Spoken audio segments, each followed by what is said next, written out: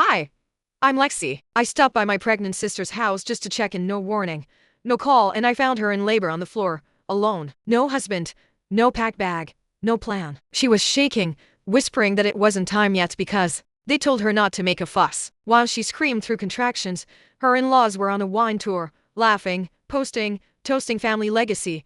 I called them. You know what her mother-in-law said? That's what hospitals are for, aren't they? But that wasn't the worst part. The worst part came later, when I found out they had already transferred her house, rewritten custody plans, and erased her name from her own story. You ever wonder what happens when someone finally says, enough because I didn't mean to become the problem? I just showed up.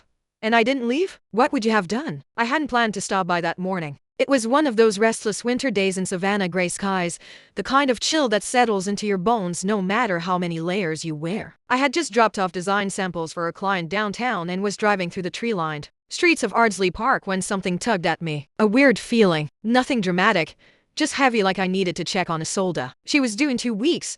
At least that's what she told me. Last time we talked, she brushed me off with that soft smile she always used when she didn't want me to worry. She said she was fine, said Dorian had everything under control, but something in her voice had been off, not scared, exactly, tired. I pulled into their driveway and noticed immediately how still everything was. No car, no sound. The grand White House looked picture perfect as always, but too perfect, like a showroom. I knocked once. No answer. I tried calling, but her phone rang from inside. That's when I stopped being polite. I walked in. The sound hit me first, not a scream. Not yet, just a low, strained groan, like someone trying to keep themselves from falling apart. Isa, I whispered, and raced upstairs. There she was on her knees beside the bed. One hand clutched the footboard, the other wrapped around her belly. Her face was pale, hair clinging to her temples, sweat beading down her jawline. I can't. I think it's time. She winced. Where's Dorian? I asked as I helped her ease onto the edge of the bed. She shook her head. Business brunch, she gasped. Vera said not to make a fuss if it started early. The words didn't register. I grabbed a towel from the bathroom rack, slid it under her, and helped her breathe through a contraction. My heart pounded like it was about to crack through my ribs. No sign of Dorian, no suitcase. No call place, just my sister, laboring alone in that perfect, curated home. I pulled out my phone and called Dorian. Straight to voicemail. I tried. Again. Still voicemail. I tried Vera, she answered, bright as ever, laughter and wind in the background. Lexi, she said. Vera, it's Isolde. She's in labor now. A pause, then. Well, she's not due yet. Are you sure? She's doubled over, breathing in counts of 5. Do you think she's joking? Vera sighed. All right. Call the hospital. That's what they're for, aren't they? Let us know when it's done. And then she hung up. I stared at the phone, numb. I wasn't expecting her to cry or rush over, but that was cruelty dipped in a southern accent and wrapped in pearls. I didn't say a word to Isolde, just bundled her coat around her shoulders, eased her into the back seat of my car, and drove like hell through the winding side streets toward Memorial Health. She kept whispering, "Don't tell Mom and Dad. Please, not yet." I nodded. I didn't ask why. I knew why. We pulled up to the ER. I called out for help, and within seconds, 2 nurses were wheeling her inside. I parked, ran in and filled out every form they shoved in my face. Emergency contact. Me. Insurance. Hers. But under Dorian's name. He still hadn't called back. A nurse walked over. Are you her sister? Yes. She's in triage now. Your name's listed as primary contact. Just stay close. They'll move her to labor and delivery soon. I sat in that waiting chair, fingers clenched so hard around my phone they went white. A few feet away, a couple giggled with excitement balloons, a pink stuffed bear. A man held his partner's hand like it was sacred. And my sister? Upstairs with no one but me, a passing nurse muttered, "Poor thing. Feels like half these women give birth alone these days." She didn't mean for me to hear it, but I did, and suddenly something inside me stiffened. This wasn't a fluke. It wasn't a missed call or a bad day. This was normal for them, a choice, deliberate, calculated. If I hadn't shown up this morning, would anyone have known? Would they have cared? I got up and walked out into the hallway. Fluorescent lights buzzed softly overhead. My phone was still silent. I hovered over the contact labeled Dad, then Mom, but I couldn't do it. Not yet. Instead, I caught sight of my own reflection in the hospital's glass pane, hair messy, shirt wrinkled, eyes were dimmed but steady. Not yet, I whispered. The hallway smelled like bleach and overcooked coffee. I stayed still a moment, just breathing that sterile air, watching nurses shuffle by. I hadn't even noticed how tight my grip had become around the hospital cup in my hand. I loosened my fingers, refocused, and turned back toward Isolde's room. She was finally asleep, or at least pretending, breathing slow, arms loosely draped around the bundled baby beside her. I tiptoed to where her overnight bag was stashed near the closet. The nurses had handed it to me when we were admitted, saying it was by the front door neatly packed. No signs of panic. Just ready. It made no sense. I crouched beside it, thinking I'd find a phone charger or something comforting to unpack. A familiar scent rose from the folded clothes, lavender. Probably her lotion, and then I saw it. A brown envelope tucked so precisely beneath a blouse it felt placed, not forgotten. Personal. Do not open. Of course I opened it. Inside was a folded scrap of paper, barely creased. It read, "Don't forget to bring that thing after the tour." Hide the brown envelope. No signature. No date, just that cryptic sentence. In handwriting I didn't recognize. I stared longer than I should have. Something about the wording felt calculated, like this had all been timed, planned. I folded the note back, tucked it in my coat pocket. Later, a nurse named Maris checked Isolde's vitals and asked, "You the sister?" I nodded. "She's got a strong baby there," Maris said, scribbling on her clipboard. "Honestly, I'm glad someone's here. She's always coming alone. We just assumed she was doing this solo." I blinked. That was a strange thing to feel, fury and heartbreak at the same time. Like my stomach dropped and curled in on itself, trying to process what I'd just heard. I waited until Maris left, then pulled the chair close to Isolde's bedside. "Hey," I said softly, "do you know there was a note in your bag?" Isolde's eyes fluttered open. She looked groggy, but the moment I mentioned the note, she stiffened. "No," she whispered. I didn't pack it. Dorian said he would. He said he'd handle everything." I thought it was sweet. Her voice cracked. She tried to sit up, winced. "I just thought maybe he was trying," she said. "Trying to step up, you know." Finally, maybe I was being too emotional again. I leaned in. "That note, it's not nothing. It's weird. It sounds like they planned for you to be alone." She shook her head, eyes glistening. "No. I mean, maybe I don't know. I don't even know what's normal anymore. He handles everything, insurance, doctor stuff, pediatrician forms. He said I just needed to sign." My throat dried. I wanted to tell her how messed up that was, how wrong, but I also saw the look in her eyes. She knew. Deep down she knew. "This isn't miscommunication," I said quietly. "This is control." She turned away, biting her lip. I sat back, staring at the ceiling tiles. My mind drifted to Christmas years ago, when I was 13. Isolde had just turned 18 and brought a new boyfriend home. He never showed up to dinner after prom. She made excuses all night. Our parents scolded her. "Well, maybe don't be so demanding next time." Later that night, I asked her why she didn't seem more upset. "Because I can't afford to be loud," she said. "You can. They expect it from you." That stuck with me. And suddenly everything about today made too much sense. I was raised to stay out of things. She was raised to surrender to them, and Dorian was just the latest man to benefit from that. A soft cry from the bassinet broke my thoughts. I held to just pillows, felt the edge of the envelope in my coat pocket. I wasn't going to tell her yet. Not until I knew more. My mother-in-law poured something strange into my drink when she thought I wasn't looking. "Special cocktail for my favorite son-in-law," she said with a smile. I thanked her and discreetly switched glasses with her husband, who always criticized my career. 45 minutes later. "My name is Julian Mercer, 32 years old, an independent photographer based in Asheville, North Carolina. I've built my business from nothing: weddings, wildlife, magazine spreads, the kind of work that pays the bills if you're good at it.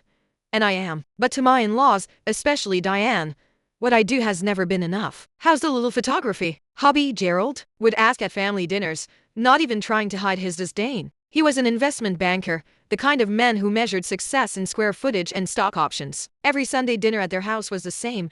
Diane would fuss over her daughter while Gerald interrogated me about my finances. My wife, Haley, would squeeze my hand under the table, a silent apology for her parents. I'd been shooting a wildlife assignment in Montana all week, trudging through knee-deep snow to photograph bison for National Geographic. I was exhausted, but Haley insisted we couldn't miss her mother's birthday dinner. "Just a couple hours," she promised. I should have listened to that knot in my stomach when Diane cornered me in the kitchen, the way her eyes darted around before she handed me that drink, the slight tremor in her fingers as she said, "I made it special.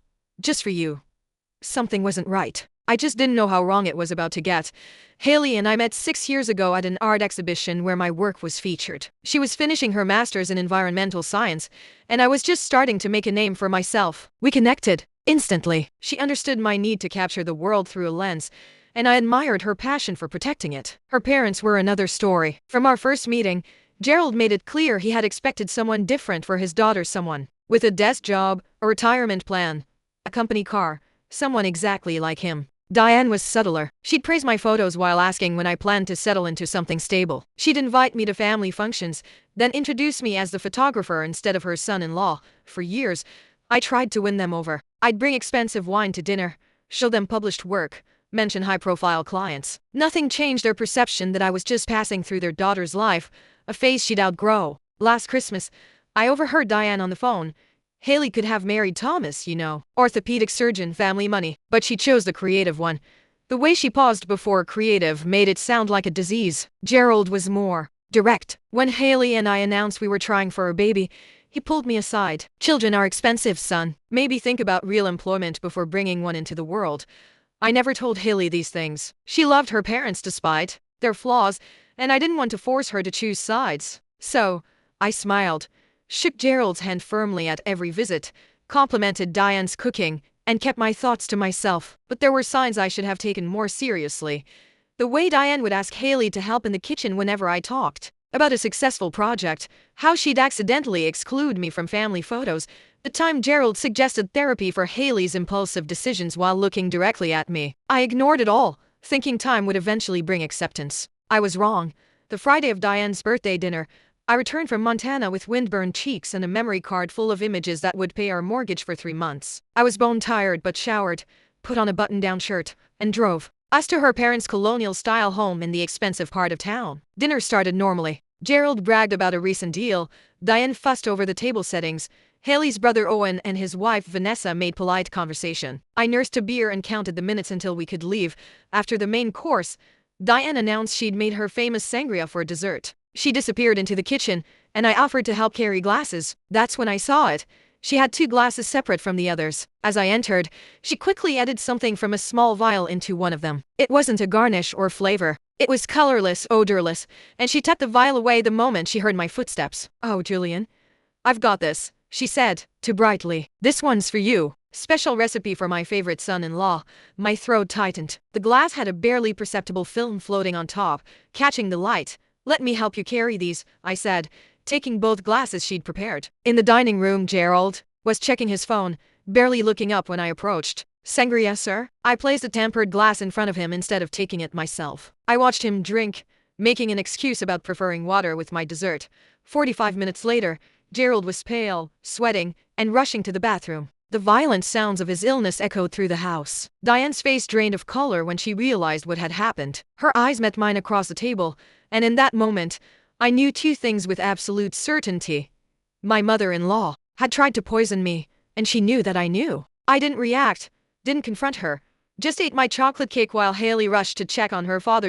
In the chaos that followed, Gerald insisting it must have been food poisoning, Diane stammering about bad shellfish, I quietly pocketed the untouched glass meant for me. Something had shifted inside me. The anger I felt wasn't hot or explosive. It was cold, deliberate. I wasn't just going to let this go, but I wasn't going to fight their way either. I was going to make them face exactly who they were.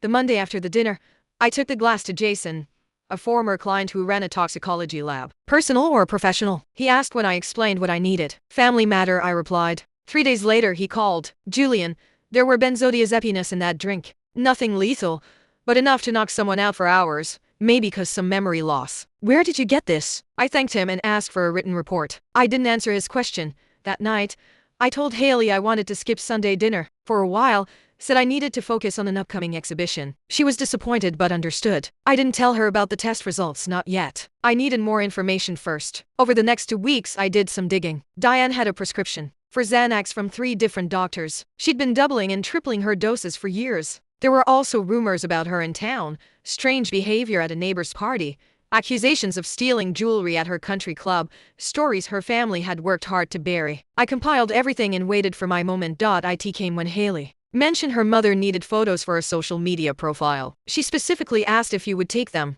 Haley said, surprised by the request. I agreed. The following Saturday, I arrived at their house alone, camera bag in one hand, a sealed envelope in the other. Diane was waiting, dressed expensively, makeup perfect. Gerald was at the office, she explained. "Before we start," I said quietly, "I thought you might want to see this." I handed her the envelope containing the toxicology report, along with printouts of her multiple prescriptions. Her hands trembled as she read. "This is absurd," she whispered. "I would never. We both know what happened." I cut her off. "What I don't know is why." Her face hardened. "You're not good enough for my daughter. You never will be. A man should provide security, not pictures." And drugging your daughter's husband provides security? I kept my voice level. It wasn't going to hurt you, she snapped. Just make you sick. Make you miss that ridiculous gallery opening you've been talking about for months. Show Haley that. You're unreliable. I let that sink in. Here's what happens next, I said finally. You're going to tell Gerald what you did. Then you're both going to start treating me with respect. Not because you've suddenly changed your minds about me, but because the alternative is Haley finding out exactly who her parents are. Diane laughed, but it sounded hollow. She'll never believe you over us. I picked up my camera bag. Maybe not. But she'll believe the lab report and the prescription records and the neighbors you've alienated. Are you willing to bet your relationship with your daughter on that? I left without taking a single photo. That night, Diane called Haley in tears, claiming I'd behaved inappropriately during our session, said I'd been hostile and threatening. When Haley confronted me, I couldn't hide the truth anymore. I showed her everything, the lab report, the prescriptions, even text messages from her mother that had become increasingly hostile over the years. My mother wouldn't do this, she kept saying, but her voice lacked conviction. The next day, she confronted her parents. I wasn't there, but when she returned home, her eyes were red from crying. My father says it's all a misunderstanding, she said quietly. That you're trying to drive a wedge between us because you're insecure about your career. I just nodded. I'd expected this. What do you think? I asked. She didn't answer. Just crawled into bed and turned away from me. I'd pushed back, but somehow, I'd fallen deeper into their trap. Now I was the villain in their story, and they'd managed to plant doubt in the one person whose opinion mattered most to me. For 2 weeks, Haley barely spoke to me. She went to her parents' house alone, came back with red eyes and new doubts. I threw myself into work, spending long hours in my studio, waiting for the storm to pass. Then a package arrived for me. No return address. Just my name scrawled across the top in unfamiliar handwriting. Inside was a USB drive and a note. You should see this. Vanessa, Owen's wife. The drive contained video files, home security footage from Gerald and Diane's house. The timestamps showed the night of the dinner. There was Diane in the kitchen, clearly adding something to a drink. There was me entering, taking the glasses. There was Gerald drinking from the tampered glass. But there was more footage from after we'd left. Diane screaming at Gerald, blaming him for drinking from the wrong glass. Gerald yelling back, "This isn't the first time you've done something like this." I watched the footage 3 times, trying to process what I was seeing, not just confirmation of Diane's actions, but evidence of a pattern, evidence that Gerald knew. The next file was from 2 days after the dinner. Diane and Gerald argued in their living room about me. "He knows what you did," Gerald said. "So what?" Diane replied. "It's his word against mine. Haley will never choose him over family, and if she does, then she's not the daughter I raised," Diane said coldly. "Don't worry. I've already started talking to her about their marriage problems, planting seeds. By the time I'm done, she'll be filing for divorce and thinking it was her idea."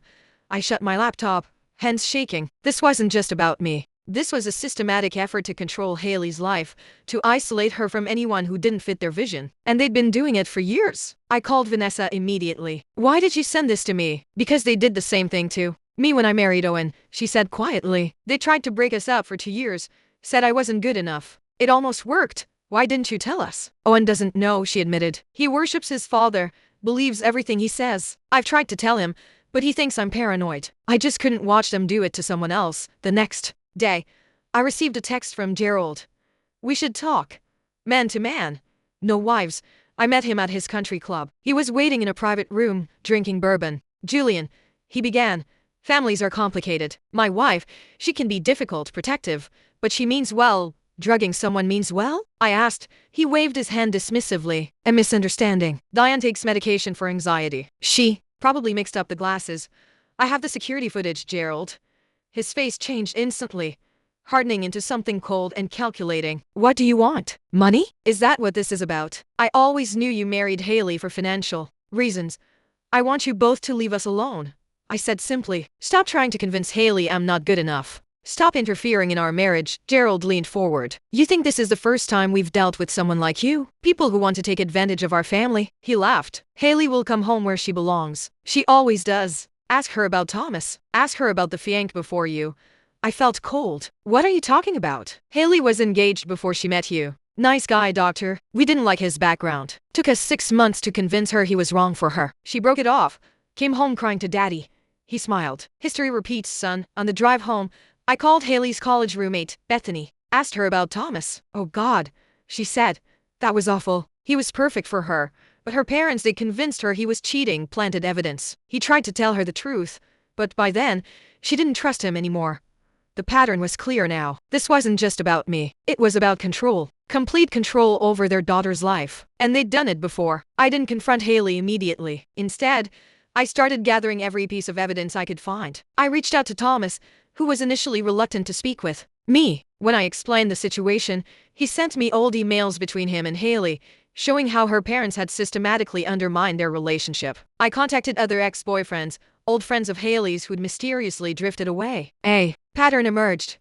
Anyone who encouraged Haley's independence was gradually pushed out of her life. Vanessa provided more security footage, showing Diane and Gerald discussing their plans for us. Once they divorce, we'll convince her to move back home, Gerald said in one clip. She can run the foundation, meet suitable men. I compiled everything onto a single drive. Then I invited Owen and Vanessa over for dinner without telling Haley. I was about to destroy her family's image. Over dessert, I connected my laptop to our TV. There's something you both need to see, I said. For the next hour, we watched the footage together. Haley sat motionless, her face pale. Owen kept shaking his head, muttering, "That's not my parents." Under his breath, when it was over, Haley turned to me with tears streaming down her face. "Why didn't you tell me sooner?" "Because I needed you to see for yourself," I said. "All of it, not just what they did to me, but what they've been doing to you your entire life." Owen stood up, furious. "This is you've edited these videos. My parents wouldn't do this." Vanessa touched his arm. "They did it to us too, Owen. Why do you think they suddenly started liking me after we had James?" "Because a grandchild meant they had leverage." The color drained from Owen's face. "You never told me." "I tried," she whispered. "You wouldn't listen." Later, that night, Haley crawled into bed beside me. "I need time to process this," she said softly, "but I believe you, and I'm sorry I doubted you." The next morning, Diane called. Haley put her on speaker. "Darling," Diane said tearfully, "I was thinking you should come stay with us for a while. Your father and I are worried about you. Marriage is hard, and sometimes separation can give clarity." "Mom," Haley interrupted, "I've seen the videos." Silence. Then, "What videos?" "The security footage of you drugging Julian's drink, of you and Dad plotting to break up my marriage." Another pause. "Haley, whatever he's shown you has been manipulated. You know Julian has always been jealous of our family." "Stop." Haley's voice was firm. "We're coming over tonight, all of us. Owen, Vanessa, Julian, and me. We're going to talk about this as a family. No more lies."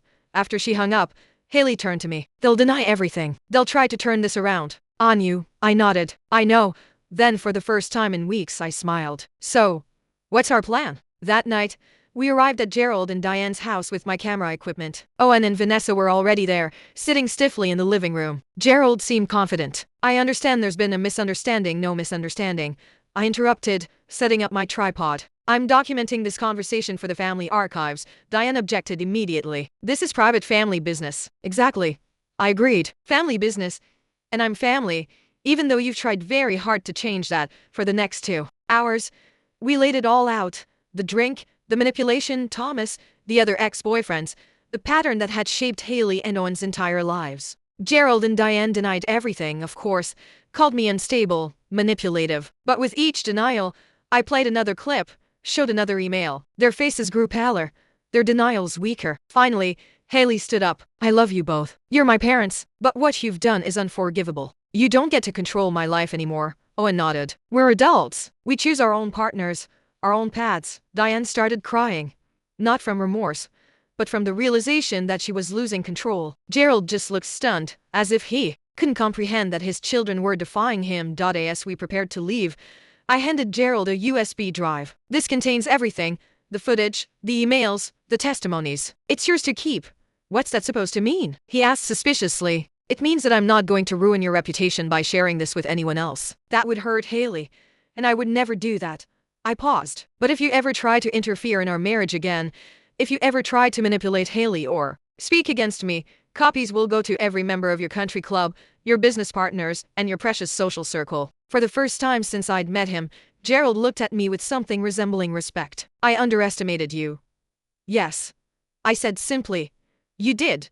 6 months passed. Haley and Owen began therapy to work through the damage their parents had caused. Diane and Gerald kept their distance, sending occasional texts but respecting the boundaries we'd established. Then, over the holidays, they invited us all to dinner. A fresh start, the invitation read. Haley wanted to go. "They're still my parents," she said, "and they're trying." I agreed. But I wasn't naive enough to believe they'd changed. When we arrived, everything seemed normal. Diane had prepared a feast. Gerald was charming, asking about my latest projects, with what appeared to be genuine interest. After dinner, Gerald invited me into his study. "I have a proposition for you," he said, pouring me a scotch. "I've been thinking about your career. Photography is, well, it's been good to you. But have you considered diversifying? I could bring you into my firm junior partner track. The salary would be substantial." I took the glass but didn't drink. "Why would you do that?" "Your family," he said smoothly, "and I respect how you handled the unpleasantness. You protected my daughter while standing your ground. That's what a real man does." I set the glass down untouched. "I appreciate the offer, but no." His smile tightened. "Julian, be reasonable. This is an olive branch, a way for us to move forward." "No," I repeated. "It's another attempt at control. You can't buy me, Gerald, and you can't stand the fact that Haley loves me exactly as I am." "Don't be a fool," he hissed, dropping the facade. "Everyone has a price." I stood up. "That's where you're wrong, and that's why you'll never understand your daughter." I walked back to the dining room, where Diane was showing Haley photo albums. "Look at these," she was saying. "You were so happy when you lived at home." Haley caught my eye across the room. She could see from my expression that something had happened. I gave a slight nod, and she stood up. "Mom, Dad," she announced clearly, "I have something to tell you." Everyone turned to look at her. "We're having a baby, Julian and I. I'm 3 months pregnant." The shock on their faces was genuine. Diane recovered first, rushing to embrace her daughter with tears in her eyes. Gerald approached more slowly, glancing between Haley and me. "Congratulations," he said stiffly. "Thank you," I replied, then, lowering my voice so only he could hear, "this child will never be a pawn in your games. I promise you that." His face hardened, but he nodded once. He understood the message. As we drove home that night, Haley squeezed my hand. "They'll never change, will they?" "No," I said honestly, "but they'll have to accept that we have." 3 weeks later, a certified letter arrived from Gerald's attorney. Inside was a deed to our house, which we'd been renting, and legal documents establishing a trust fund for our unborn child. There was no note, no conditions, no strings, just a transfer of assets, clean and irrevocable. It wasn't an apology. Gerald wasn't capable of that. But it was an acknowledgement, perhaps the only one he could give, that we had one. Our daughter was born in summer. We named her Eliza, after my grandmother. When Diane and Gerald came to the hospital, they brought gifts but maintained a respectful distance. They cooed over the baby, took photos, and left without trying to give us parenting advice or financial lectures. Months passed. Our relationship with them settled into something resembling normalcy. They never apologized for what they'd done, but they stopped trying to control Haley's life or undermine my career. One evening, as I was editing photos in my studio, Haley came in carrying Eliza. "My mother called," she said. "She wants us to come for Christmas." I looked up from my computer. "What do you want to do?" "I think we should go," she replied, "but with conditions. We stay at a hotel, not their house. We leave when we want to leave. No unsupervised time with Eliza." I nodded. "Sounds reasonable." She sat down beside me, bouncing the baby gently. "You know, I used to think success meant making my parents happy, getting their approval, meeting their expectations." She looked down at our daughter, then back at me. "Now I know it's about making choices I can be proud of, standing by the people I love." 2 weeks before Christmas, a large envelope arrived from Gerald. Inside was a glossy brochure for his company's annual report. My photographs were featured throughout: landscapes, portraits, architectural shots, the work I'd done on my own terms without his interference. There was a brief note: "Hired the best photographer I know. Thought you'd want a copy." It wasn't forgiveness or reconciliation. It was something else: respect, perhaps, the acknowledgement that I was successful on my own terms, not his. I didn't call to thank him. We both understood this wasn't about gratitude. It was about recognizing the new boundaries, the new reality. That spring, I opened my own gallery in downtown Asheville. At the grand opening, Haley stood beside me, Eliza on her hip. My parents flew in from Oregon. Friends and clients filled the space, admiring the images I'd captured over the years. Gerald and Diane came too, toward the end of the evening. They didn't stay long. Diane held Eliza briefly, under Haley's watchful eye. Gerald shook my hand, nodded at the photographs with genuine approval, and left without making any suggestions about how I should run my business. As we locked up that night, Haley asked, "Do you think they've changed?" I considered the question carefully. "No," I said finally, "but they've accepted that they can change us, and sometimes that's enough." Later, as we sat on our porch, watching the stars come out over the mountains, Eliza asleep in her crib upstairs, I realized something I'd never fully articulated before. I hadn't won by playing Gerald and Diane's game. I'd won by refusing to play it at all. I'd stood my ground, protected what mattered, and built my life according to my own definition of success, not with schemes or manipulation, but with honesty and quiet persistence. In the end, that was the most satisfying revenge of all, living well on my own terms, with the family I loved beside me. They all raised their hands one after another. My sister-in-law, Belle, stood there like a judge, smiling as if this was just a fun little game. She asked a question like it was casual. Should Era be uninvited from family events? Hands went up. My mother-in-law, my father-in-law, cousins, spouses, every hand except one, Grandpa Joe's. I sat there frozen, my son Luca clinging to me. He looked around, confused. His little voice broke the silence. Mom, why are they doing this? I didn't answer. I just smiled through the sting in my eyes, stood up, and said, thank you for the meal. We walked out with our dignity. I didn't fight back, but the next week, they each received a letter from a law firm. Inside was something that shut them up completely. Sundays used to mean something different. Before my husband, Micah, died, they were full of laughter and noise, kids running barefoot through the yard, the smell of garlic bread in the oven, Grandpa Joe playing old country music on his portable speaker while Belle tried to make him turn it down. After Micah's accident, Sundays became the loudest silence I'd ever known. At first, everyone was kind. Dinners were brought to my doorstep. Belle came over with store-bought casseroles and hugs that smelled like her favorite lavender perfume. My in-laws,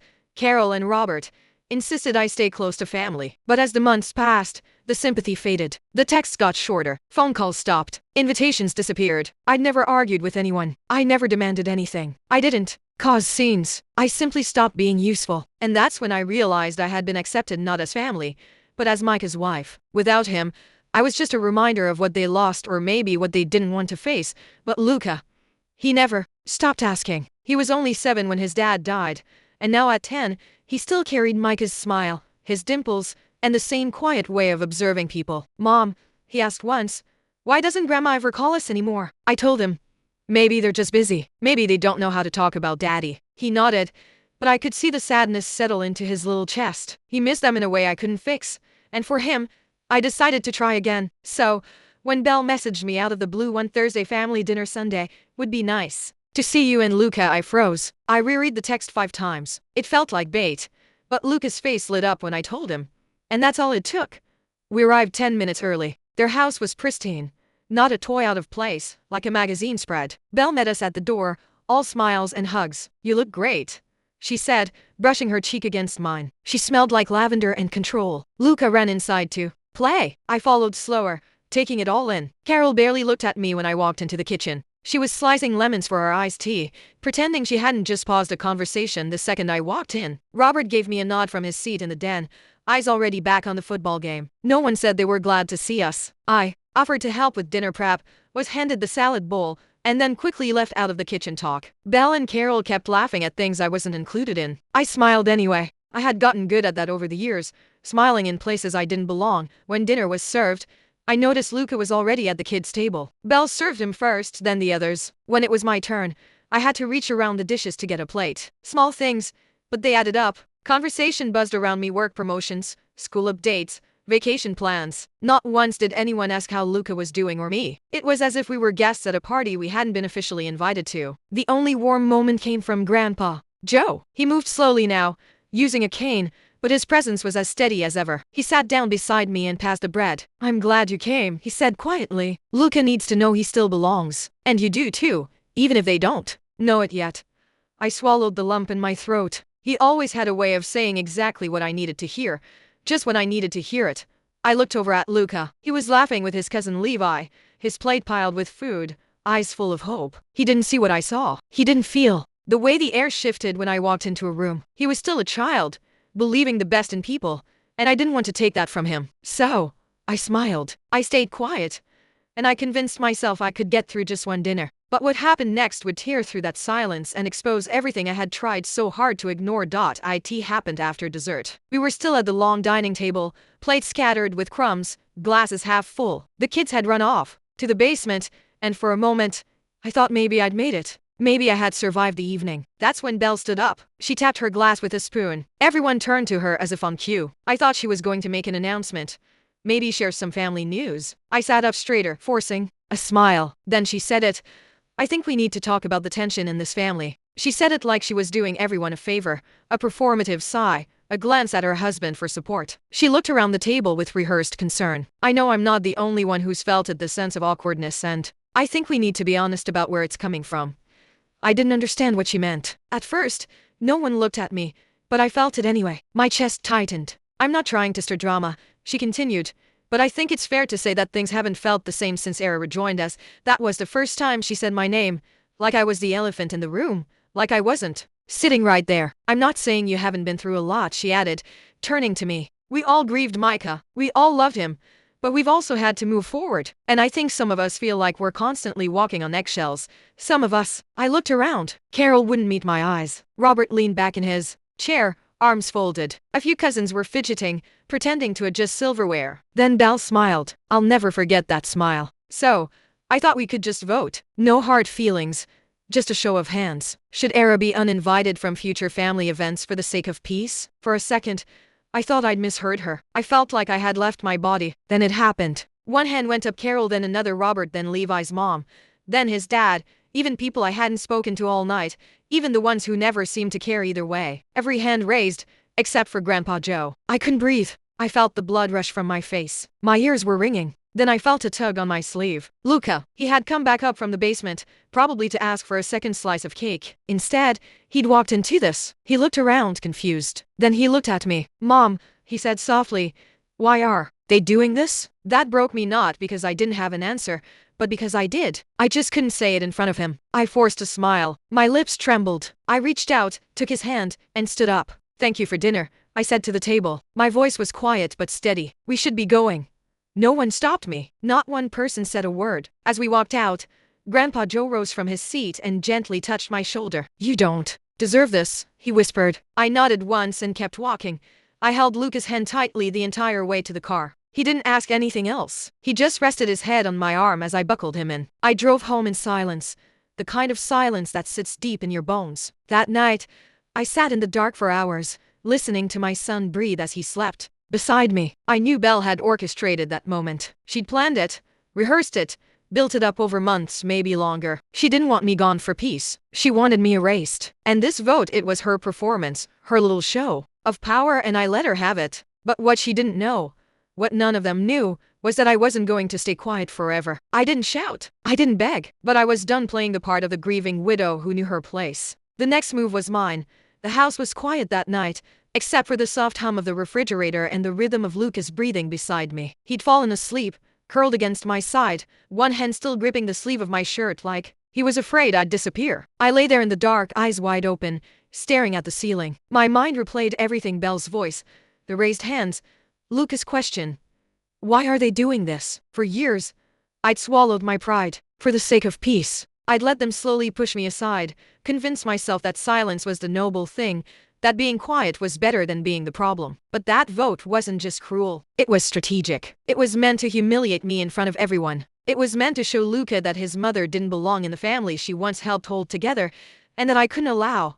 I slipped out of bed, careful not to wake him. I made tea but didn't drink it. Instead, I opened my laptop and pulled up a folder I hadn't touched in years: old text messages, voice memos, photos. I scrolled through conversations I'd saved out of habit. Messages from Belle that had once felt passive-aggressive but now felt intentional. One caught my eye. You don't have to come to Luca's recital. It might be awkward for everyone. Another. Carol says it's probably better if you just drop him off at the party. It'll be easier for the other kids. I hadn't realized how long the distancing had been happening until I saw it laid out like this, message after message, erasing me one polite suggestion at a time. I opened my notes app and started writing. I listed everything. The way they excluded me from family decisions, the whispered comments about my parenting, the vote. I remembered how Belle used to say things like, we all feel a little uncomfortable around you. You can be so sensitive. It hit me. This wasn't just personal. It was a pattern, one that could legally be challenged. By morning, I'd found a law firm online that specialized in family harassment and reputation damage. I submitted a request for a consultation. Within 24 hours, I was speaking to a woman named Danica Rhodeses, a sharp, calm attorney who didn't blink twice when I told her what happened. I don't think they expect you to push back, she said. They don't, I replied. But I'm not doing this for me. I'm doing it for my son. Danica reviewed the messages. She listened to the audio I didn't even realize we had, recorded by Lucas' smartwatch, which I'd forgotten could store voice logs. It had captured almost everything from that night: Belle's voice proposing the vote, the awkward silence, the moment my name was said, and the exact words she used. She's too weak to fight back anyway. Danica leaned back in her chair. We'll draft a cease and desist letter, but we're going to attach documentation. We'll make it clear this isn't just about hurt feelings. It's about calculated harm, exclusion of a child, and emotional manipulation of a minor. I exhaled. For the first time in years, I didn't feel powerless. We also discussed next steps, what it would look like to formally restrict access to Luca from family members who created an unsafe emotional environment. It wasn't a custody battle. It was a warning. Danica's team sent the letter 2 days later. Each family member received their own sealed copy. It wasn't loud. It wasn't messy, but it hit like a thunderclap. And suddenly all the people who had voted to push me out went completely silent. The letters were delivered on a Thursday morning, each one signed, sealed, and stamped from Rhodes's and Keene family law, addressed individually to every adult who had raised their hand. I didn't tell anyone they were coming. I didn't post anything online or send warning texts. I went about my day as usual, made breakfast, packed Luca's lunch, took him to school. But there was a strange calm in my chest, a quiet knowing that something irreversible had been set in motion. By noon, the calls started. First, a missed call from Carol, then 2 text messages from Robert. "We need to talk. This has gone too far." I didn't reply. At 1:23 p.m., Belle texted me. "Seriously, a lawyer? What is wrong with you?" Then, 10 minutes later, "You're really going to tear this family apart over a stupid dinner?" Still, I said nothing, because it wasn't just a dinner, and she knew it. Inside the letter, Danica's language had been clear, confident, and legally sound. It outlined a pattern of targeted exclusion, emotional manipulation, and deliberate humiliation in front of a child. It referenced specific text messages, timestamps, and direct quotes from the smartwatch recording. The moment Belle said, "She's too weak to fight back," was printed in bold. It also included a warning. If any further attempts were made to isolate Era or create a hostile emotional environment for Luca, the next steps would include a formal complaint with Child Protective Services and a legal motion to limit unsupervised access to him. The part that hit the hardest, the letter's closing paragraph. "This firm represents a mother who has chosen silence in the past for the sake of family harmony. That silence is no longer a gift she's willing to give." Within 24 hours, every single person who had raised their hand had gone silent. No one tried to defend the vote. No one asked if the audio was real. They all knew what they did. On Friday, I got a handwritten letter in my mailbox, no return address, just a folded card inside. It was from Carol. "I'm sorry for what happened. We didn't think you'd take it this far. Maybe we were wrong about you." I read it once and placed it in the drawer next to my wedding ring. Not long after, Grandpa Joe called. "Your lawyer gave them all heart attacks," he said, laughing softly. "Belle's been quiet as a mouse. She deserves worse." I said, "She does." He agreed. "But I'm proud of you anyway." That weekend, Luca asked if we were going back to their house again. I looked at him, this brave, sensitive boy who had seen more cruelty in one night than most adults do in years. "No, sweetheart," I said. "Not for a while."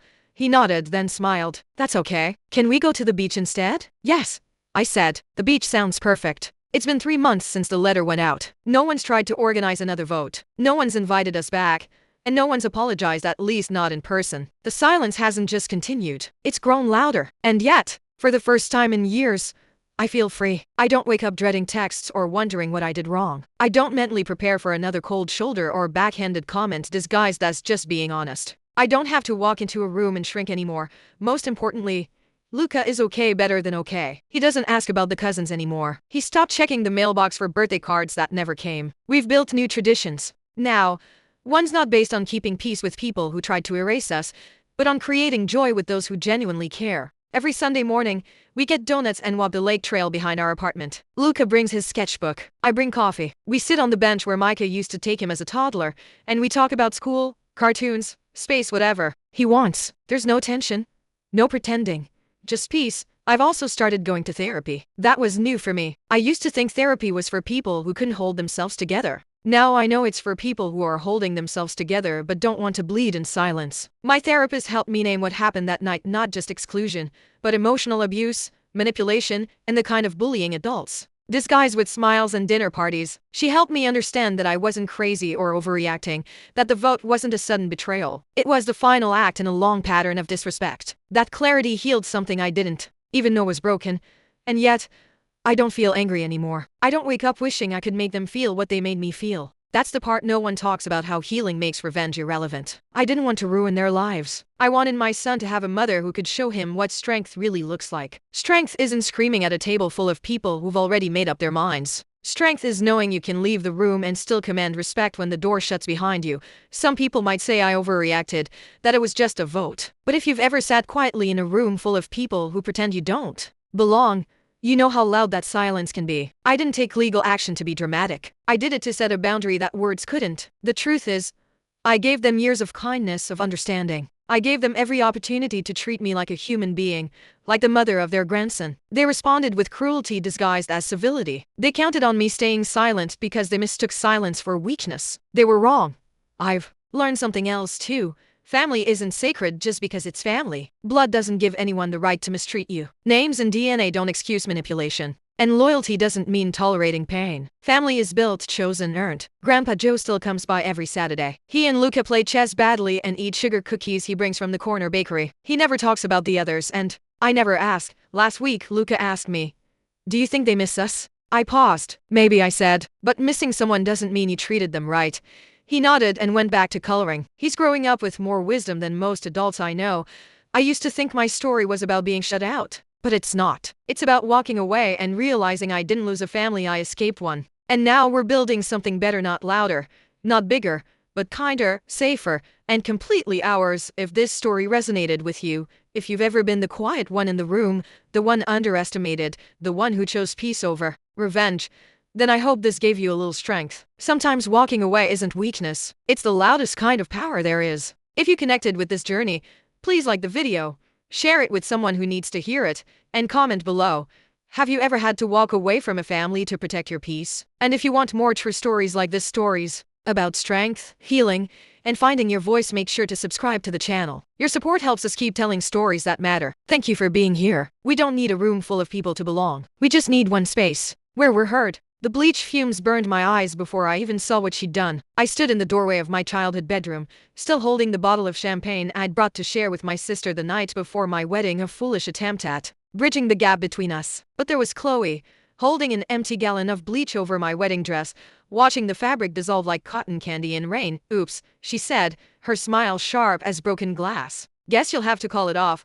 The dress hung from its hanger like a ghost of what it was supposed to be. Where there had been delicate lace and pearl beading, there were now gaping holes, yellow stains spreading like disease across silk I'd spent 2 years saving for. The train was completely gone, dissolved into chemical nothing on the plastic sheet she'd carefully laid out. Because even in destruction, Chloe was meticulous about protecting Mom's hardwood floors. "What did you do?" My voice came out as a whisper, which felt worse than screaming. Screaming would have given her satisfaction. Mom appeared in the doorway, took one look at the dress, and laughed. Actually laughed. "Ugly girls don't deserve white anyway," she said, sipping her wine. "Maybe this is God's way of telling you to reconsider."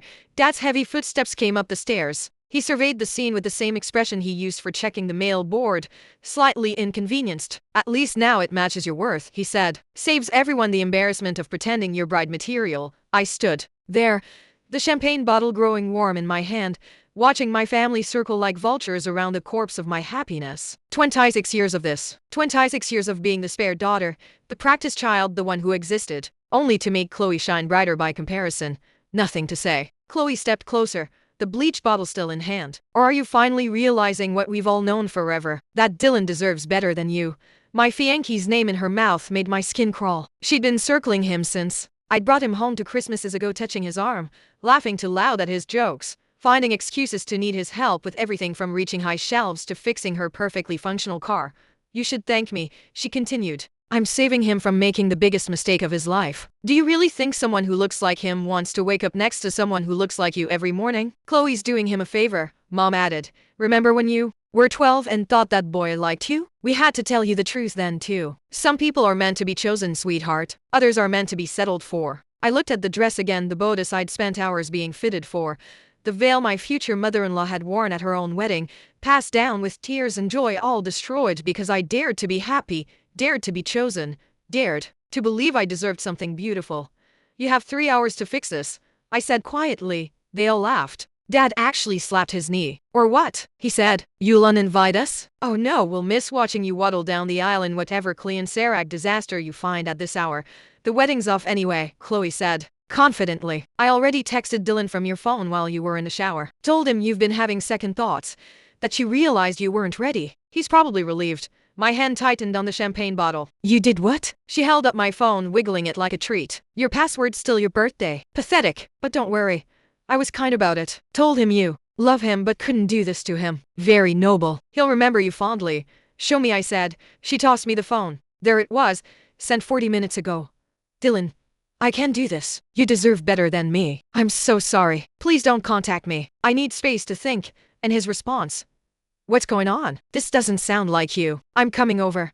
He's coming here, Chloe said, eyes lighting up. Perfect. I should change. Can't have him seeing me in ratty pajamas during his time of crisis. She practically skipped out of the room. Mom followed, already planning. I'll make coffee. Poor boy will need comforting. Chloe, wear the blue sundress. Dad lingered, looking at me with something that might have been pity if he were capable of it. You should have known better, he said. Reaching above your station always ends like this. At least when Chloe inevitably takes him, he'll stay in the family. Silver lining. They left me alone with the destroyed dress and the ticking clock. 3 hours until my wedding. 2 hours until Dylan arrived. 1 moment to decide what kind of person I was going to be. I pulled out my laptop and started typing. The thing about growing up as the ugly sister, the disappointment, the one whose achievements were accidents and whose failures were expected, is that you learn to document everything. Every cruel word becomes evidence. Every sabotage becomes a story. Every moment they thought you were too stupid to understand becomes ammunition for later. I had files, years of files, like the video of Chloe cheating on her SATs, paying the smart kid from her class to take them for her. She got into an Ivy League school with those scores, the same school where she was now studying marketing while actually failing most of her classes, which Mom and Dad didn't know because I'd been hacking her email and deleting the academic warnings for 2 years, letting her dig her hole deeper. Like the recording of Dad at his office Christmas party, drunkenly confessing to his boss about the embezzlement scheme he'd been running for 5 years. My ugly daughter's too stupid to notice the college fund's gone, and the pretty one doesn't need it. She'll marry rich. He'd been skimming from his company and my non-existent college fund simultaneously, like the photos of Mom with her personal trainer, the one Dad was paying for because he thought she was getting healthy for their anniversary. 25 years of marriage, and she was planning to serve him divorce papers at their anniversary party next month. I'd seen the lawyer's emails she thought she'd hidden. I'd been collecting it all, waiting for the right moment. Turns out the right moment was now. I uploaded everything to scheduled posts across every platform, timed perfectly. The SAT scandal would break during the ceremony. The embezzlement evidence would land in Dad's boss's inbox during the reception. Mom's affair photos would populate a shared family Google Drive right as they cut the anniversary cake next month. But that was just the appetizer. I grabbed my keys, my laptop, and the champagne bottle. On my way out, I passed Chloe's room, where she was curling her hair, humming the wedding march. I paused at her doorway. The blue sundress has a stain, I said helpfully. Wear the pink one. It matches your personality better, superficial and desperate. She flipped me off without turning around. Jealous already? I haven't even stolen him yet. Good luck with that, I said, and meant it. Dylan's car pulled up just as I was loading mine. He jumped out, still in his pre-wedding jeans and shirt, hair messy from what was clearly a panic drive. What the hell is going on? He asked, grabbing my shoulders. That text, I knew it wasn't you. You'd never. His voice cracked. They destroyed my dress, I said simply. Chloe texted you from my phone. They think you're here to be comforted by her in the blue sundress. His face went through several emotions before landing on fury. Are you kidding me? No. But it doesn't matter. Get in your car. Follow me. We have a wedding to get to, I said. But your dress is handled. Trust me. Just like everything else is handled. We need to go now before they realize I'm not playing their game anymore. He looked at me, really looked at me, this man who'd chosen me, who'd loved me, who'd never once made me feel like the ugly sister. Okay, he said. But can you tell me where we're going to get married? I smiled. Just not the way we planned. I saw the curtains move in Chloe's window. Let her watch. Let her see him choose me again. Let her prepare for a conquest that would never come. We drove to the courthouse, where Judge Martinez was waiting, Dylan's uncle, who'd agreed to be our backup plan because I'd learned long ago to always have backup plans when your family specialized in sabotage. My maid of honor, Janine, met us there with the dress she'd been hiding for me. Simple, elegant, and purchased with cash they couldn't trace. You knew? Dylan asked as I changed in the courthouse bathroom. I hoped I was wrong, I said. But yeah, I knew they'd try something. They always do when I'm about to be happy. We got married in front of 6 people who actually loved us. No fancy reception, no elaborate ceremony, just promises made by people who meant them. Janine live-streamed it to our real friends, the ones who mattered, the ones who'd never once called me ugly or worthless or tried to steal my joy. My phone exploded with messages as we signed the papers. Chloe first. Where are you? Dylan's here and you're gone. Mom, This is so typical, running away like a coward. Dad, you've embarrassed this family for the last time. I turned off my phone and kissed my husband. The scheduled post started hitting while we were on our way to the airport for our honeymoon. Chloe's academic fraud exposed. Dad's embezzlement. Detailed with receipts. Mom's affair photos tastefully censored but unmistakable. But the masterstroke was the video compilation I'd saved for last. Years of secured camera footage from our house. Dad had installed the system but never changed the default password. Every cruel word. Every act of sabotage. Chloe admitting she'd keyed my car because I'd gotten a promotion. Mom throwing away my acceptance letters to grad school. Dad accidentally deleting my thesis the night before it was due. And finally, the crown jewel. Last night's dress destruction in full HD. Complete with their commentary about ugly girls and worth. It went viral within hours. Hashtag ugly girls deserve white started trending. People found their social media, their workplaces, their country club. The court of public opinion delivered a verdict they never saw coming. By the time we landed in Greece, Chloe's Ivy League had opened an investigation. Dad's company had fired him and pressed charges. Mom's trainer had leaked their texts to save his own reputation. Their house of cards collapsed while I ate breakfast overlooking the Mediterranean with a man who never once made me feel less than beautiful.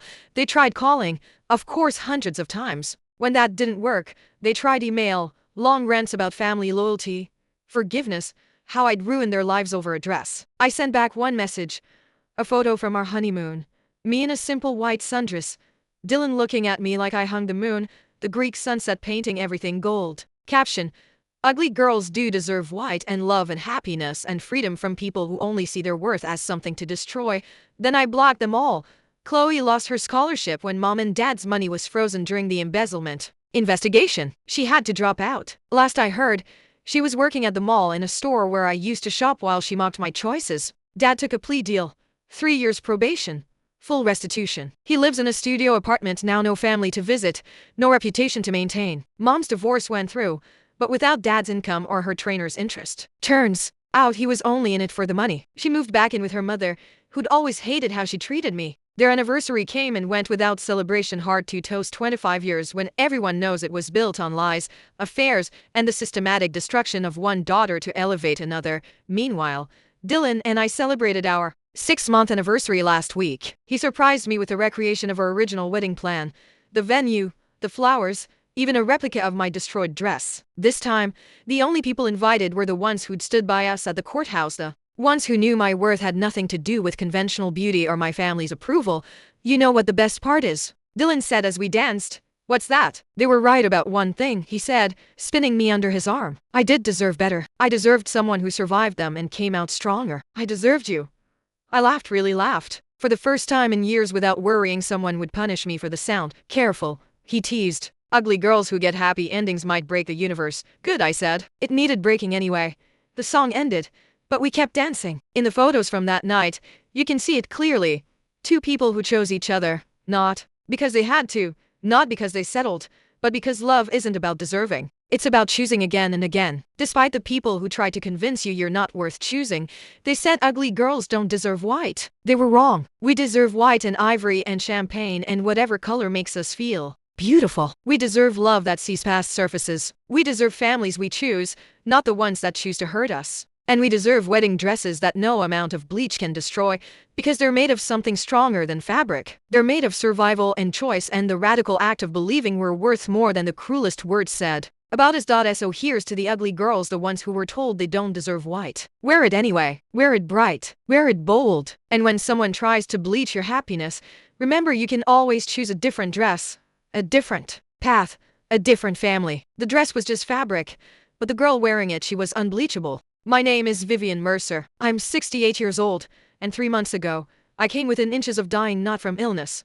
not from accident, but from a cup of coffee laced with poison. A cup my daughter-in-law handed to me. A cup I almost drank. But the real betrayal wasn't just the poison. It was the person standing beside her, watching, silent, cold. My only son, Julian. People say you can't choose your family. Maybe that's true. But I never thought the same child I once held in my arms would one day look me in the eye and quietly hope I wouldn't survive the morning.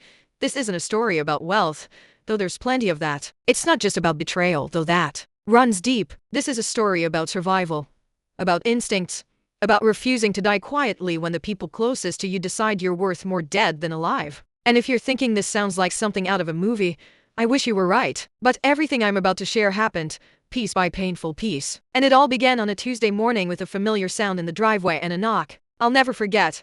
I live alone on a 50-acre estate in rural Virginia, Ashwood. That's what my late husband, Robert, named it. The house sits on land rich with natural gas and rare earth minerals, inherited through generations of hard work and harder luck. We were never flashy people, but the fortune was real, and so were the vultures it attracted. The estate itself is quiet now, grand but empty. Since Robert passed 5 years ago, the silence has grown louder, and the weight of keeping the legacy alive has fallen entirely on my shoulders. 14 rooms, crystal chandeliers, hand-carved furniture, none of it matters when you're the last one walking the halls. For decades, I worked as a prosecutor. 25 years of looking criminals in the eye and listening for lies. That job teaches you things. You start to hear the small cracks in people's voices. You start to notice what doesn't get said. I never imagined I'd have to use that experience on my own family, but I should have known. Money doesn't just change strangers. Sometimes it sharpens the hunger in the people you love most. It whispers promises to them at night. And if you're not careful, it teaches them to look at you not as blood,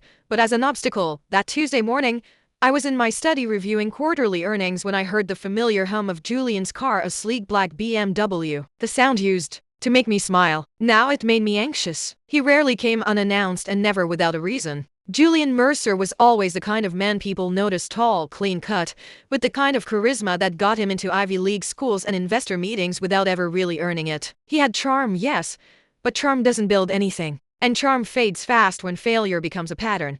He stepped out of the car that morning looking worn, not physically, but in spirit. His tailored suit was wrinkled, hair a little unkempt. His eyes carried that restless energy I'd seen before, desperation trying to dress itself up as confidence. "Mom," he said, walking straight into my study without knocking. "We need to talk." He sat down across from me, hands trembling slightly, though he tried to hide it. I put down my reading glasses and studied his face. Something was different this time. Not just urgency, fear.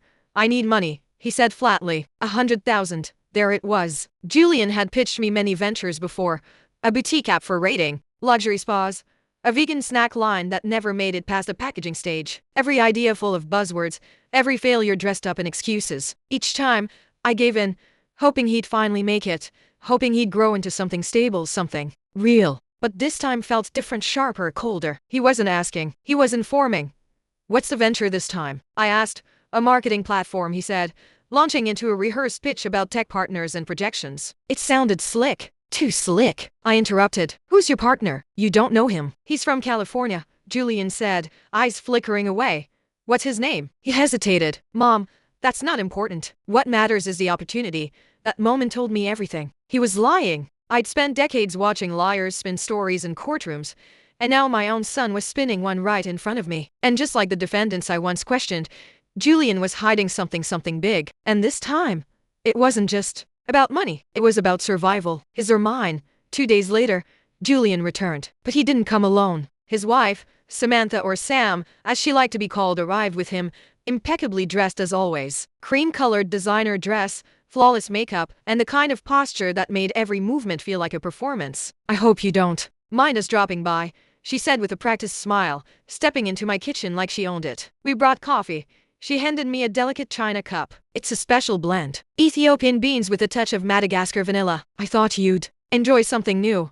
The moment the aroma hit my nose, something in me pulled back. It smelled wrong, not spoiled, not rancid, but sharp, like almonds, and beneath that, a sterile bitterness. After 3 decades of courtroom experience, I didn't need scientific proof. My body told me first. Something about this was off. I looked up, and Sam was watching me, not casually, closely, like a hunter watching prey approach a snare. Julian lingered in the doorway, unusually quiet. He avoided my eyes, kept fiddling with his phone, his usual restless charm replaced with something darker, like guilt wrapped in stillness. And in that moment, I made a decision that would save my life.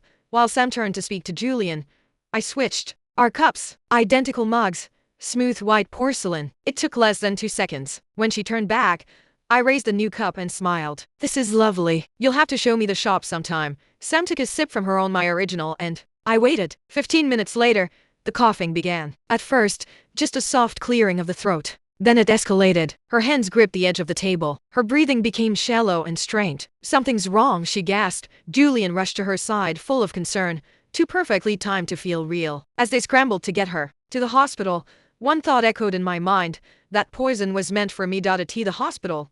Chaos took over. Sam was wheeled into the emergency room, her breathing shallow, her lips starting to pale. Doctors and nurses moved quickly, attaching monitors, taking blood, administering oxygen. Julian stayed close, playing the role of worried husband with chilling precision. His voice was panicked, his hands trembling slightly, but none of it felt real. It was too polished, like a man reading from a script. A young doctor, Dr. Elena Reyes, turned to me. "You were with her when she started showing symptoms?" "Yes," I replied calmly. "We were having coffee at my home. She brought it. Did you both drink from the same pot?" "Same cups?" she asked. I said carefully, omitting the detail that I had switched them. "Same pot, doctor." Reyes nodded and made a note. Minutes later, she returned with news that made the room fall silent. "We found traces of cyanide in her system. This was intentional. We're required to notify the authorities." Cyanide. The word hit me like a punch to the chest. It confirmed what I had suspected and escalated everything. Then the curtain pulled back. Sam was still weak, but her voice carried clearly across the room. "She did it," she said, pointing directly at me. "Vivian poisoned my coffee. She tried to kill me." I felt the sting of betrayal tighten around my throat. "She was trying to frame me." Julian stood frozen. "That's impossible," he said too slowly. "Mom would never." But his voice cracked with hesitation. "She gave me the cup," Sam insisted. "She watched me drink it, and just like that, I wasn't the victim anymore. I was the suspect." I could see it in the eyes of the medical staff, in Dr. Reyes's clipped tone, in the way Julian shifted his weight like he was calculating his next move. I had spent my life building a legacy, a family, a career, a reputation, and now, with one cup of coffee, it was all under threat. And the worst part, the trap was working exactly as they planned. Within hours, detectives arrived at the hospital. Leading them was Detective James Rowland, early 40s, sharp eyes, quiet confidence, the kind of man who didn't jump to conclusions, but once he made them, didn't back down easily. "Mrs. Mercer," he said, "you're not under arrest, but we need to ask you a few questions." We moved to a small consultation room, sterile, windowless. I'd conducted countless interviews in rooms just like it, but never as the one being questioned. I explained everything: the strange smell of the coffee, my instinct to switch cups, Sam's reaction. I kept it factual, neutral, just like I taught witnesses to testify. Detective Rowland listened carefully, taking notes, asking about motives, relationships, recent tensions. Then came the part I hadn't anticipated. "We conducted a preliminary search of your home," he said. "We found a glass vial in the guest bathroom. It contained traces of cyanide. Next to it was a handwritten note, dosage amounts, Sam's name, and handwriting that appears to be yours." My breath caught. I hadn't written any note. I hadn't seen that vial before in my life, but I knew how it looked. I'd spent too many years in courtrooms to pretend otherwise. "Are you saying someone planted it?" Rowland asked.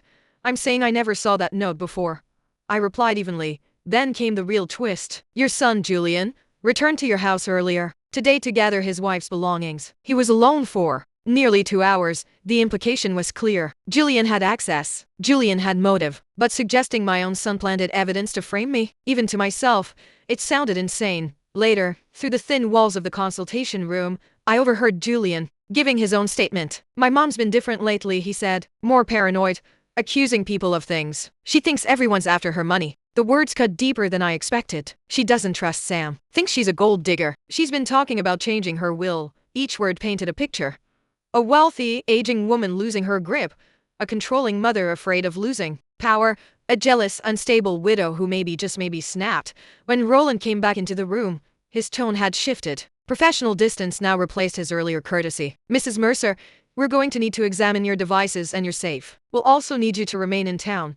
I nodded, calm on the outside, but inside I felt it. I was being erased, rewritten, and my own son was holding the pen. That night, I called the only person I trusted with my life, David Mallister, former prosecutor, longtime friend, and one of the sharpest minds I'd ever worked with. He listened without interrupting, just like he used to during case reviews decades ago. "This isn't just an attempted murder," he said when I finished. "It's a setup, a calculated, strategic takedown."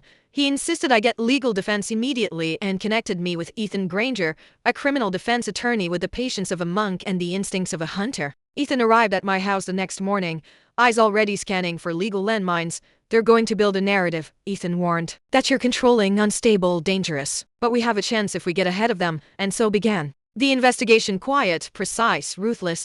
Within days, David uncovered what I'd feared. Julian was drowning in debt over $300,000 to loan sharks, casinos, and off-the-books investors. The kind of people who don't send reminders. They send warnings. The money he asked for wasn't for a business. It was to stay alive. But the real breakthrough came when David looked deeper into Sam. Her real name, Melissa Duval. Her history, chilling. Multiple aliases, 3 states. A sealed case in Arizona involving the suspicious death of an elderly man, her former husband, who had recently changed his will to name her sole beneficiary. She had vanished after that, reinvented herself as Sam Carter, targeted Julian, married him within 6 months. She wasn't just manipulative. She was a professional predator, charming, cold, and utterly calculated. She's done this before, Ethan said grimly. But this time, she overplayed her hand. It all made sense. Julian needed money. Melissa saw an opportunity. They would poison me, frame me for a botched attempt to kill her, and let the law and media do the rest. I'd be disgraced, maybe imprisoned, and when I was gone, whether by conviction or heartbreak, the inheritance would fall back into Julian's hands. They knew I had changed my will 3 months prior, redirecting most of my estate into a charitable foundation. But if I was declared mentally incompetent or involved in criminal acts, that will could be challenged. They weren't just trying to kill me. They were trying to erase me completely. But they made one mistake. They left me breathing. I had 2 options. Hide and hope the system would save me, or fight the way I had for decades with strategy, patience, and precision. I chose to fight, Ethan, David, and I devised a plan. We would feed them a story, a small leak to the press, just enough to plant a seed of panic. The leak said I had evidence, something solid, a document, a recording, maybe even a confession that could exonerate me and expose them both. The bait was irresistible. We circulated the rumor quietly through friends of friends, sympathetic reporters, and a few well-placed whispers on social media. Vivian Mercer has proof. They say she's planning to turn it over in 48 hours. That was the hook. Then we waited. I stayed at Ashwood. I refused to leave. The FBI was informed and agreed to help. Given Melissa Duval's interstate record and open federal investigations, they set up surveillance, tapped key entry points, and placed silent agents in nearby woods. I wore a wire. The hardest part wasn't the fear. It was pretending to be normal, pretending I was vulnerable, pretending I didn't know they were coming. 3 days later, they arrived. It was just past 2 a.m. when motion sensors picked up movement near the back patio. Julian came first, moving through the garden like he used to as a child. Except now, he wasn't looking for frogs or fireflies. He was looking for a way in. Melissa followed, dressed in black, carrying a small bag. They knew exactly where to go. The study, my safe, my desk. The search was quiet, methodical, rehearsed. When they didn't find what they came for, they whispered furiously, then came for me. I was sitting in the same chair Julian had once begged me for money in. He stepped in first. "Mom," he said, voice low, "we need that evidence. I told the press I had it," I said softly, "but I don't." Melissa raised a syringe. "Then we can't take any chances." And that's when the agents moved. Doors slammed open. Flashlights burst. FBI agents shouted commands. Julian dropped to the floor. Melissa tried to run, then lunged at me with the syringe before being tackled hard to the ground. It was over in seconds. I sat there, heart pounding, staring at the 2 people I had once called family. They hadn't come for the truth. They had come to finish a job. The trial didn't take long. Melissa Duval, or rather, the woman once known as Sam Carter, was charged with attempted murder, fraud, identity theft, and conspiracy across multiple states. Her fingerprints, her voice on the recording, and the cyanide in her bag painted a picture even the best defense couldn't distort. She received 4 consecutive life sentences. Julian, my son, pleaded guilty to conspiracy to commit murder and fraud. The prosecution had more than enough to bury him, but he took a deal in exchange for a reduced sentence. 25 years in federal prison. I was in the courtroom the day they took him away. He turned to look at me, perhaps expecting a final word, maybe even forgiveness. But I gave him nothing. No nod. No tears. Just silence. The media changed their tone quickly. Headlines shifted from wealthy heiress accused to mother outsmarts con artists, book deals, documentaries, TV interviews. They all came knocking. I declined them all. Some stories aren't for entertainment. Some wounds aren't meant to be reopened for ratings. Instead, I focused on rebuilding what mattered: peace, safety, and purpose. The Mercer Foundation would receive every cent of my estate, supporting causes that mattered: animal welfare, legal aid for seniors, and scholarships for underprivileged students. Julian would inherit nothing, but he would have a legacy, one carved in betrayal and shame. And me? I was still here, still breathing, still watching the sunrise from the same window. Not broken, not bitter, but changed. Because when your own blood tries to destroy you, survival becomes a quiet kind of revenge. One you savor every single day. If you've made it this far, Thank you. Not every story ends with justice. Mine almost didn't. But I'm sharing it for anyone who's ever felt betrayed by the people they trusted most, for those who've been manipulated, silenced, or underestimated. Trust your instincts, protect your peace, and never apologize for surviving. If this story resonated with you, leave a comment, share it with someone who needs to hear it, and if you haven't yet, hit that subscribe button, because here on The Art of Revenge, we don't just tell stories, we remember who we are, and we never go quietly.